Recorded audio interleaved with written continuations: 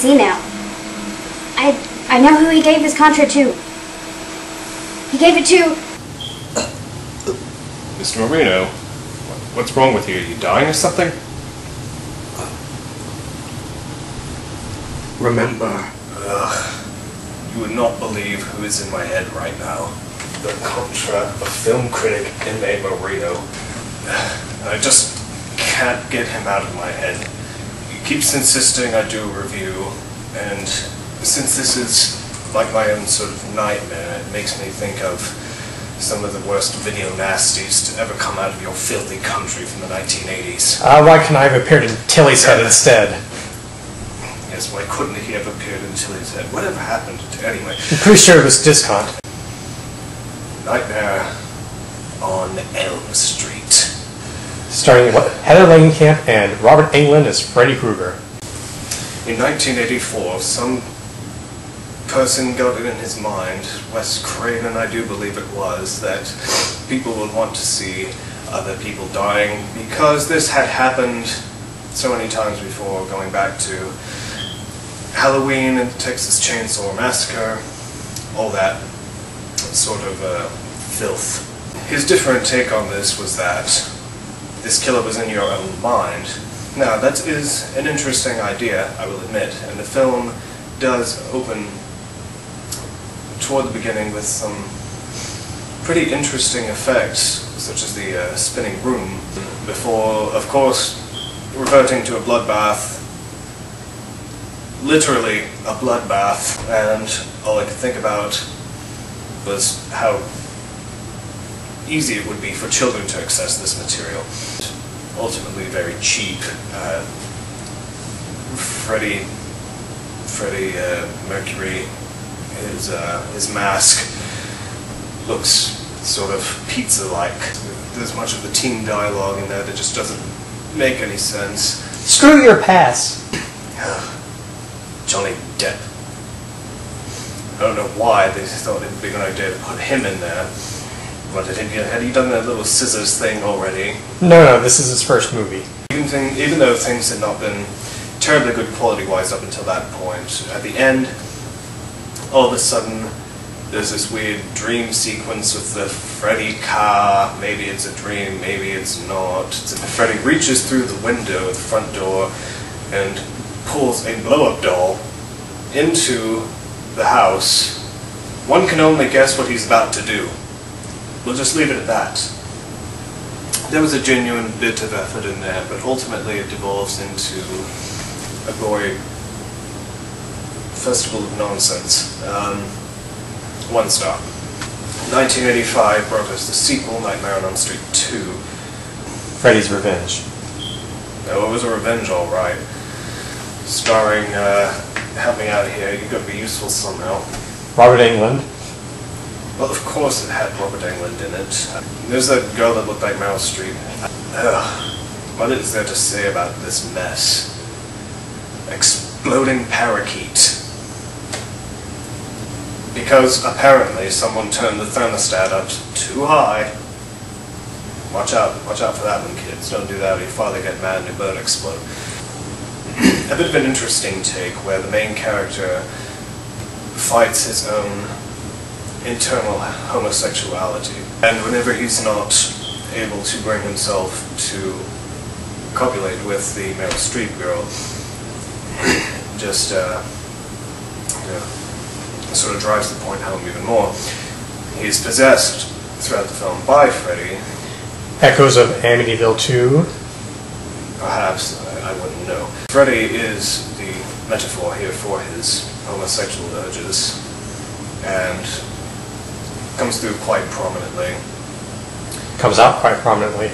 Has various interesting ways of killing people, such as in the shower room. That's just not suitable for television, or film, or reading material, or concept. The overall quality of this film went down a notch, or several. Except for the Freddy makeup. For the first one, yeah. Fair enough. The Freddy makeup is considerably better. He actually looks like a burn victim this time. Producers wanted to do something completely different. And now for something completely different. Freddy can come into the real world and kill people at will, as demonstrated in the pool party, which itself becomes a bloodbath. In the end, the love that the main character has for the Meryl Streep girl is what ultimately manages to defeat Freddy and send him back to whatever pituitary gland he came from. And love conquers all in the end. I give it one vomit. It's just absolutely ridiculous. Moving on to 1987, we have A Nightmare on Elm Street 3. Dream Warriors. These children that are in this mental asylum are children of the people who killed Freddy originally. Nancy returns after being in college for whatever she went for. For part 2. And then you can come back and counsel a bunch of crazy children about their dreams. Including Patricia Arquette. Yes, yes, getting a medium on, as they would say, I suppose. Well, this one's far more of an ensemble film than the first two were, and it really influences the way that the subsequent sequels go. Oh my. Subsequent sequels, yes, I don't believe those were released in my part of the country. What's the matter, Ike Ward? You seem a little tongue-tied. Thanks for reminding me. This is the film in which Freddy's one-liners begin to appear, and it's dreadful at points. Which is a shame, really, because it overshadows a bit of the pathos that's going on here. You really get a sense of how frightening it is to be one of these children, especially in the scene where little, whatever his name is, the sleepwalker, is he's renowned for walking around in his sleep, and whenever you actually see what's going on during those sleepwalks, it's quite horrific, actually. It is a slasher, and there is much death. Including the death of a kid who looks like Harry Potter. They continue the tradition of the blow-up doll and exploding parakeet with the Jason and the Argonaut skeleton, which makes me wonder if this is somehow a sequel to that movie as well. One of the children, the one who can't talk, experiences a fantasy that he's had about one of the nurses there for a while, and this is the first time that they actually introduce sex with some frontal nudity into it, which is welcome at this point. And the first two were so obsessed with their violence that they had no time for perfectly reasonable sex. In the first one we have, and I probably should have mentioned this earlier, Home Alone-esque traps to bring him down. In the second one he is conquered by heterosexual attraction. And in this one, even though the Dream Warriors, as they are called, go into the dream together to fight him, what ultimately defeats him is religion, which is sort of a cop-out, if you ask me. This one is probably the best of the three that I have seen, and I would have to give it a 1.5 star rating.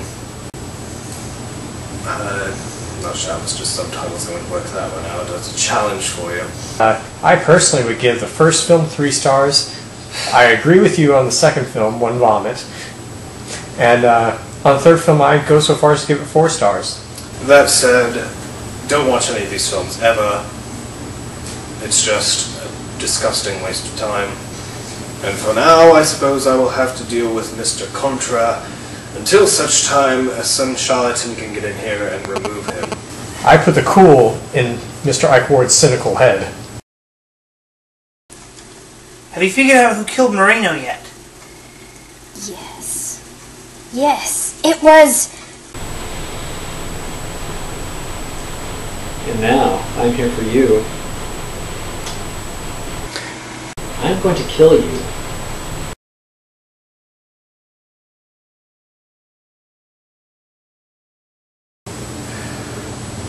I'm sorry, I can't really think of anything that you should learn from these films.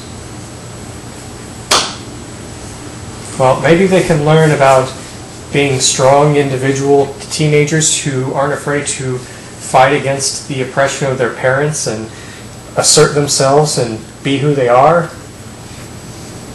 No. No. It's just Drek.